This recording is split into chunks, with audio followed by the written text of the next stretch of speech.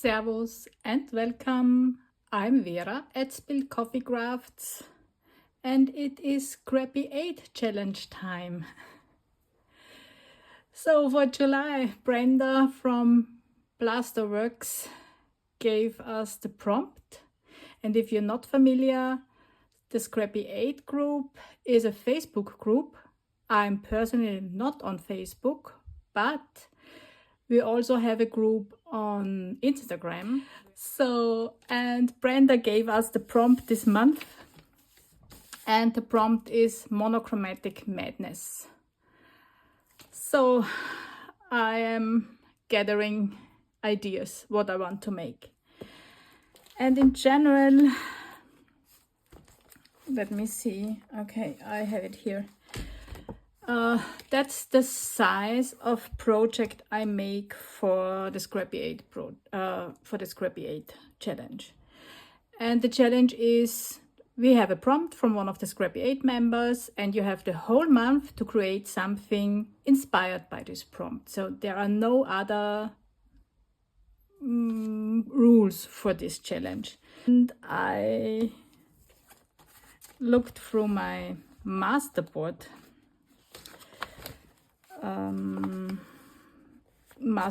book, however you want to call this collection.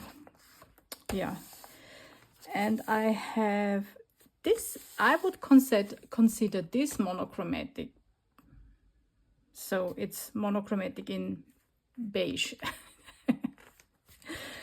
This is not one. This is not one. This is also not. This is going in the direction, but no. Also no. No,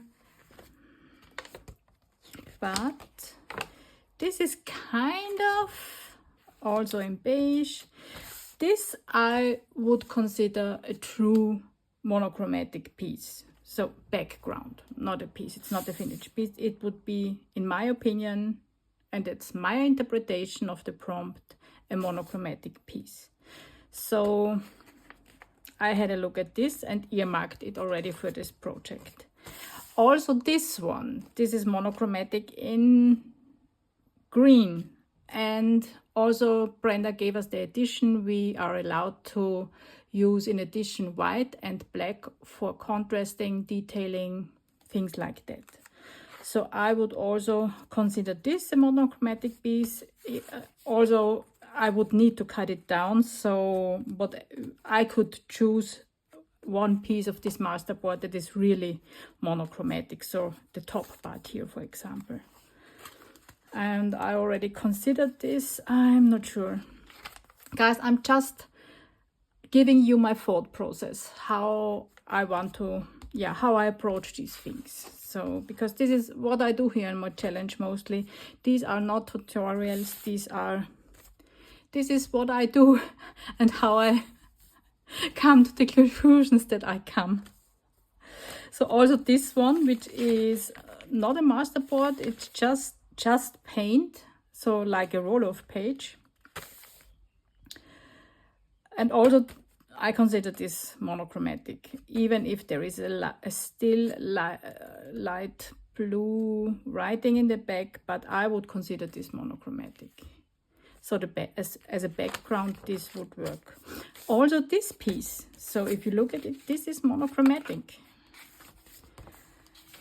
Yeah, that's the last piece in here. No, it's not. There are 2 or 3 back here, but they are not monochromatic. Oh, no, no, not at all.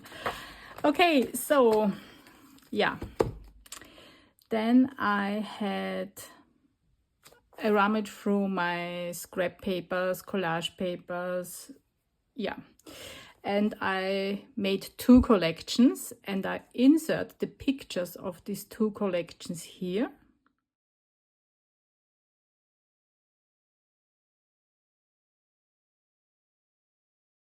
So as you've seen, the one route was going, okay, I go in my neutral, brownish, rustic, grungy direction, and the other one was very bold orange. And This is what I decided on. I think I want to go the bold orange. And then, yeah, I need to make the decisions. What do I want to make? Do I want to make a literal piece, so like a collage that's showing really a literal image? And I still don't know. I don't know. So for now, I've thought, because if I put something on the background, this could be in the contrast colors, black and white. So, because these pieces, they need their match. They are very dramatic, right? This signal orange, which I love, you already know this. Black and white, signal orange. This needs its match if there would be a focal point on this background. So, I don't know. And also, I don't want to have a solid background. It should also go in the direction of monochromatic, so all the shades of the same color or of the same color range. So for now, because I cannot really decide, I thought I go and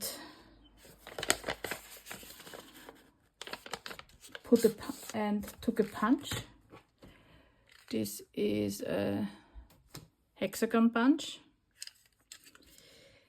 and I just go ahead and punch out a hell a lot of hexagons from these papers. And my idea behind this was, then I can go ahead and sort these into colors, because you see these can now be very different. So because there is quite a lot of orange on it, of the signal orange, and there is more of the orange background. So I can then sort them kind of the shade of the, how deep the color is, the color, or however the correct word is here.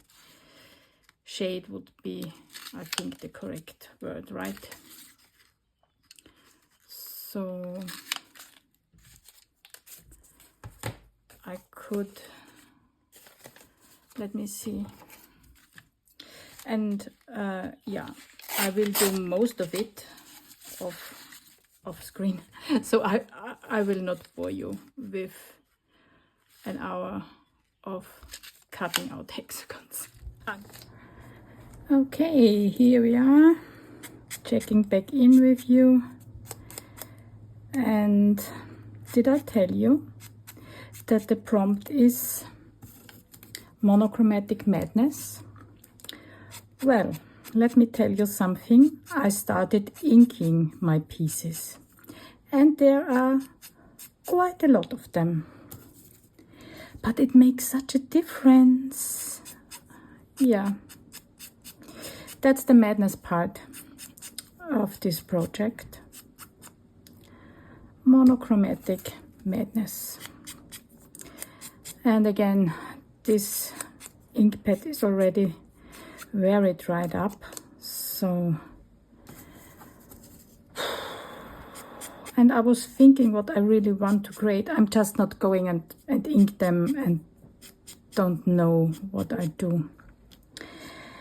And my idea was, I want to make kind of a hexagon monochromatic landscape. Like, so the landscape is built with these hexagons in the shades of hexagons I have. I hope I have enough. Look, it makes such a difference. And the idea is kind of, I know this sounds weird, but the idea is kind of, okay, if you would have insect eyes, You know, insects have this, oh, they have a special name, the insect eyes, but I forgot. So they are put together with many eyes, and I think they also have a hexagon shape. So if I would be a bee, would my landscape look like set up from hexagons? And how would this look? I don't know, it's a weird idea. But we had to bring the madness somewhere in here, right? Just having orange hexagons isn't mad. Okay, I will be sitting here inking quite a while, so I won't bore you with it. I stop this video and check in with you again once I start doing my landscape. See you. Okay guys, I'm checking in with you, and I glued already down my piece on my so that's how it's looking at the moment with 2 layers, and there are coming more. And I started to glue them down because I was bored with inking. So I thought I'd just start gluing them down, and then I see if I in general like it. And I do. I do like it. I will need to add shadows, I think, so there is more difference here between these pieces, but in general I'm liking it. Let's see how this is working out when we are ready finished. And yeah, when the landscape is done, they were prismatic eyes. Now I remembered again. I think they are called prismatic eyes. Please tell me in the comments if this is the right word for it. These insect eyes that are set together with many eyes. So I think they are called prismatic eyes. For now, I continue inking my hexagons and gluing down the landscape, which is a very basic landscape as the piece is not as big, but the idea should come through, I hope. And yeah, then once I finish the landscape and I do more on the piece, I'll bring you along again. So see you in a bit. Okay, that's where we are. I glued the landscape and I tried to add some shadows and highlights so you can see the layers, because I made a mistake. You see, I turned the hexagons with the first row and I forgot to turn them again here or here. So this would have made it more pronounced where the color changes are taking part. And I also stamped 2 bees on this fabric because I wanted to see if I would like the bee here on fabric. And I'm not sure. The smaller one, I think I want to go into the sun, and I decided not to put hexagons in any form on the sky. Oh gosh, this didn't go right. She is a thick bee. Okay, well, it is what it is. It is what it is. I think I pressed too hard. Okay.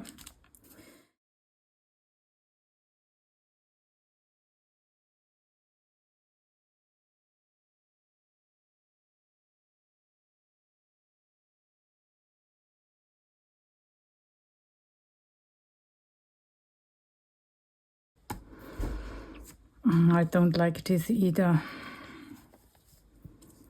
Shoot.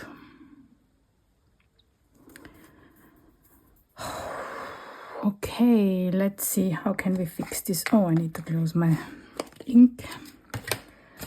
Of course, there is always the possibility of gluing something over it. Let's see, let's have another of this, and okay, this could work. Maybe we could stamp the oh yeah, let's try this.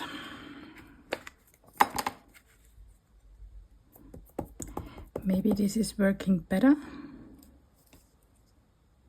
and I'm not pressing so hard as I did here. Oh yeah, that's better. See, that's better. Oh, that's the, oh wow, I changed my, or not changed, I also have this now, and wow, this is juicy. This is also stamped with the VersaFine Clear. Yeah, yes. Is it already dry?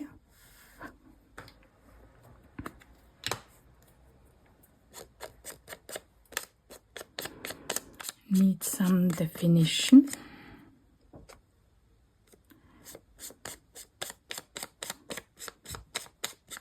And yes, I also have a bigger hexagon punch, so I could have also had a bigger hexagon with the bee on it, but to be honest, I like the change in shape.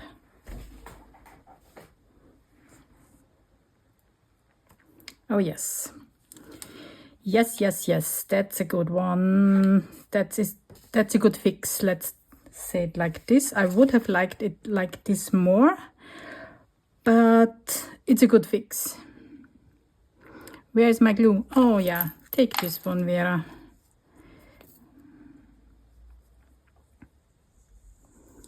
So we need to work around our problems, right? So this is, oh, come on. This is going on here now.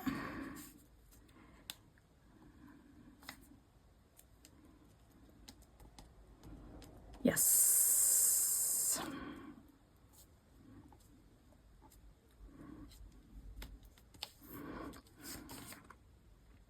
Okay.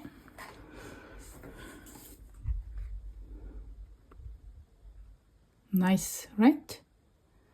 I like it. And now I'm not sure about the big bee.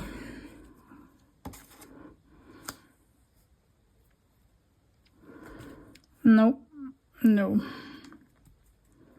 I know what I want here. I'm back in a few minutes, guys. Okay, I'm back.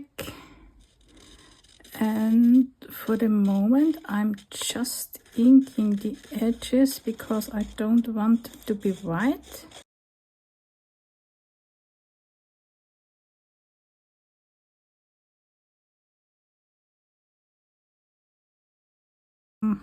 Not too clean, but also okay. It's okay. And then I made this. Be the world. This is the big punch that I have, that I use for my English paper piecing, quilting, doesn't matter. Okay, and I thought, oh, we need some kind of swirl here, right? So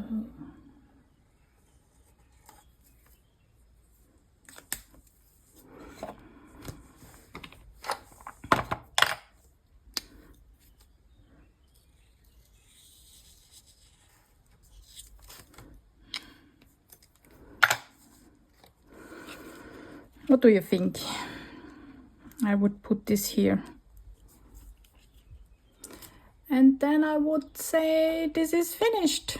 I think it makes a nice line with the sun bee up there, and it matches the, I call them the drama pieces here.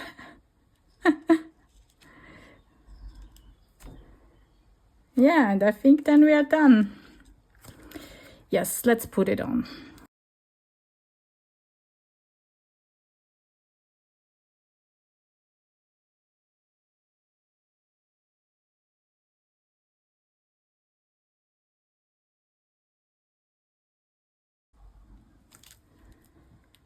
Here we go. Now it's on. Okay, and that's what we have for the Scrappy 8 challenge that Brenda gave us, where Brenda gave us the prompt of Monochromatic Madness. And I think it's quite it's quite a piece. Okay, I hope you enjoyed this one. See you. Bye.